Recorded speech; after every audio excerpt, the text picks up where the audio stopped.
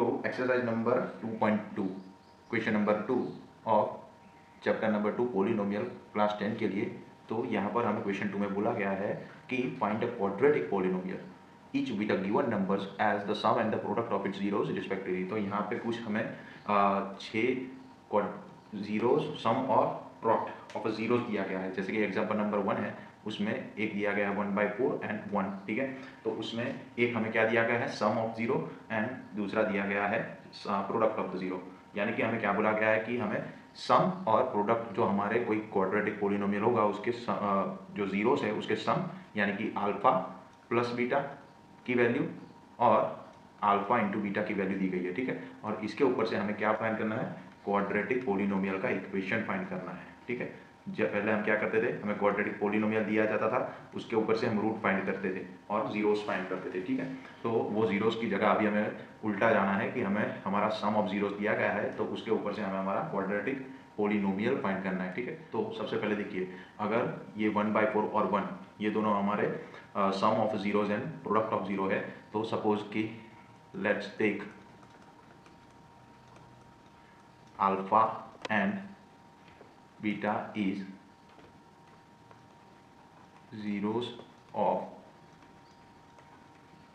quadratic polynomial p of x, जो कि हमें फाइंड करना है, ठीक है। तो हमें दिया क्या गया है, given that alpha plus beta, कोई भी आप लिख सकते हो। तो सबसे पहले आप अल्फा प्लस बीटा में ले रहा हूँ 1/4।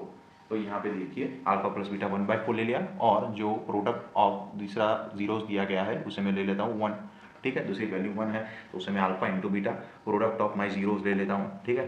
तो जब 1/4 और 1/4, तो हमें पता है कि जो अल्फा प्लस बीटा की जो हमने फॉर्मूला देखा था वो क्या होता है, -b/a, ठीक है। और प्रोडक्ट ऑफ जीरोस का जो फॉर्मूला था अल्फा इंटू बीटा वो था c/a। तो यहाँ पे देखिए जो a है, ठीक है, तो a को हम क्या ले सकते हैं, देखिए यहाँ पर a की जगह हम 4 लिया है, ठीक है। a को हम यहाँ पे देख सकते हैं कि a की वैल्यू हमें 4 मिल सकती है, क्योंकि यहाँ पे c को भी अगर हम 4 ले लें, 4 और a को 4/4, तो 1 की जगह हम क्या लिख सकते हैं, 4/4। तो यहाँ से a की वैल्यू हमें क्या मिलेगी, 4, और यहाँ भी a की वैल्यू हमें मिल रही है 4, तो a हमारा हो जाएगा 4, ठीक है। वैसे ही c की वैल्यू हमें क्या मिलेगी, यहाँ से c की वैल्यू मिल जाएगी हमें 4, और b की वैल्यू अगर देखो अगर, तो ये -b की वैल्यू 1 है, तो b की वैल्यू हमें क्या मिल जाएगी, -1 मिल जाएगी, ठीक है। तो अभी आपको क्या करना है, ये कोफिशिएंट a b c की जो आपको वैल्यू मिली है उसको आपको स्टैंडर्ड क्वाड्रेटिक इक्वेशन का फॉर्मूला ax² + bx + c = 0 में आपको रख देना है। तो a की जगह अगर रख दोगे आप 4, तो ये बन जाएगा x², b की जगह आप रखना है -1x, और c की जगह रखना है 4 = 0। तो ये आपका इक्वेशन बन जाएगा 4x², ये बन जाएगा -x + 4।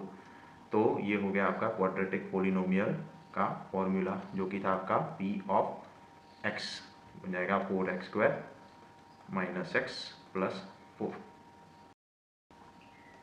तो यहाँ पे क्वेश्चन नंबर 2 जो है उसका सेकंड एग्जांपल है। तो उसमें भी आपको क्या दिया गया है, सम ऑफ जीरो। तो अगर जीरोस हमारे क्या है, जीरोस हम ले रहे हैं अल्फा एंड बीटा, तो सम ऑफ जीरो हमें एक वैल्यू हमें दी गई है सम ऑफ जीरो की अल्फा प्लस बीटा, जो कि हम ले लेंगे √2, और जो दूसरा वैल्यू दिया गया है वो दिया गया है product of zero alpha into beta का, वो हो जाएगा हमारा 1/3। तो देखो अल्फा प्लस बीटा का हमें वैल्यू पता है कि जो उसका इक्वेशन होता है वो होता है -b/a, ठीक है। और अल्फा इंटू बीटा का जो होता है वो होता है c/a, ठीक है। तो यहाँ -b/a की वैल्यू है √2। तो यहाँ देखिए c/a की वैल्यू है 1/3। तो यहाँ पे अल्फा इंटू बीटा में a की वैल्यू हमें क्या मिल रही है, 3 मिल रही है। तो हम क्या करेंगे, यहाँ पे भी कोशिश करेंगे कि जो डिनोमिनेटर में हम √3 को रख सके। तो अगर √2 है उसकी जगह हम 3√2 / 3 रख देंगे, तो हमारे इक्वेशन में कोई फर्क नहीं वाला, क्योंकि 3 कैंसिल होके वो क्या हो जाएगा, √2 ही बचेगा। और ये जो पूरा इक्वेशन है उसमें जो ऊपर का न्यूमरेटर है उसमें क्या करेंगे, -√3/2 कर देंगे, और इसको कर देंगे माइनस आगे, तो माइनस माइनस होके क्या हो जाएगा, ये प्लस हो जाने वाला है। वैसे ही देखिए, तो यहाँ पे क्या हो जाएगा, हमारा a क्या हो गया, सेम हो गया नीचे और ऊपर दोनों। तो a की वैल्यू जो हमारी क्या मिल गई, 3 मिल जाएगी, ठीक है। और b की वैल्यू हमें यहाँ पे क्या मिल जाएगी, b की वैल्यू मिल जाएगी हमें -3√2, क्योंकि हमने ये माइनस तो साइन का था जो b का, वो कैंसिल हो जाएगा, और b की वैल्यू सीधी हमें मिल जाएगी -3/2। और सी जो मिल जाएगा हमें मिल जाएगा 1। तो अभी ये जो ए बी सी कोफिशिएंट हमें मिले हैं उसे हम क्या करेंगे, तो A X square plus B X plus C जो हमारा पोलिनोमियल है बी ऑफ एक्स उसमें हम प्लेस कर देंगे। तो ए हमारी क्या हो जाएगी 3x स्क्वायर, बी एक्स में बी एक्स की जगह आ जाएगा -3√2 इंटू एक्स और सी की जगह आ जाएगा 1। तो जो पोलिनोमियल हमारा बनेगा पोलिनोमियल क्वाड्रेटिक पोलिनोमियल वो बन जाएगा 3x स्क्वायर -3√2x प्लस 1। तो ये हमारा मिल गया क्वाड्रेटिक पोलिनोमियल।